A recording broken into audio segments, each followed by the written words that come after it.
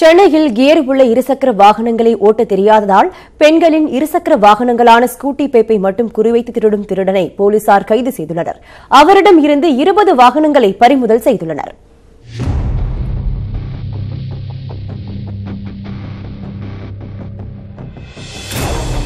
சென்னை மயிலாப்பூர் கபாலீஸ்வரர் கோவில் அருகே கடந்த ஒரு மாதத்திற்கு முன்பாக அடுத்தடுத்து 4 இருசக்கர வாகனங்கள் திருடு போயின. விசாரணையில் சிசிடிவி இல்லாத பகுதிகளில் மட்டும் வாகனங்கள் திருடு போனது தெரிய வந்தது. பழைய குற்றவாளிகளில் யார் இவ்வாறு திருடுவார்கள் என போலீசார் பட்டியலை புரட்டிய போது சிக்கியவர்தான் பெருங்களத்தூரைச் சேர்ந்த ஹரிஹரன் என்பவர்.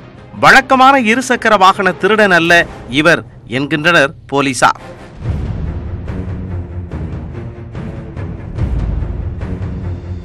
தேனாம்பேட்டையில் வசித்து வந்த ஹரிஹரன் கடந்த 10 ஆண்டுகளாக இருசக்கர வாகனங்களை திருடி வருகிறார்.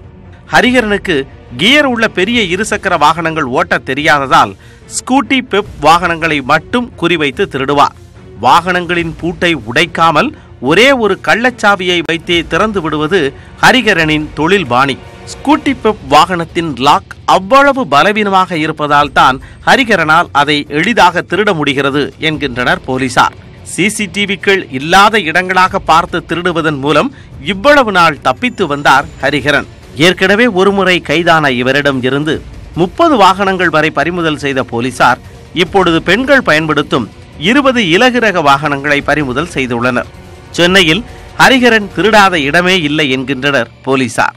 சென்னையில் அசோக் நகர், சைதாப்பேட்டை, அப்புறம் மாம்பழம், இந்த மாதிரி ஏரியாக்களில் சிட்லப்பாக்கம், தாம்பரம், பெருங்களத்தூர், இந்த மாதிரி இந்த இடங்கள்லாம் நிறையா திருடினது தெரியுது. இப்போ 20 வண்டி நாங்கள் இப்போ கைப்பற்றியிருக்கோம்.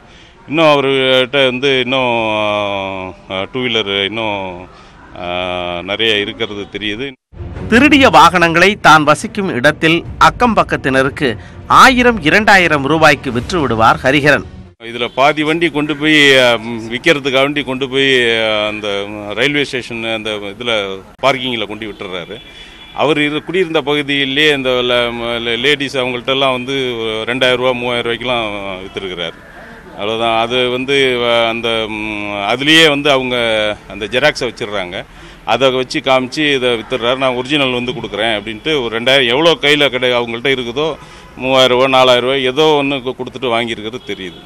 ஹரிஹரன் மீது பல்வேறு திருட்டு வழக்குகள் உள்ள நிலையில் இப்பொழுது மீண்டும் மயிலாப்பூர் போலீசார் அவரை கைது செய்து விசாரித்து வருகின்றனர்.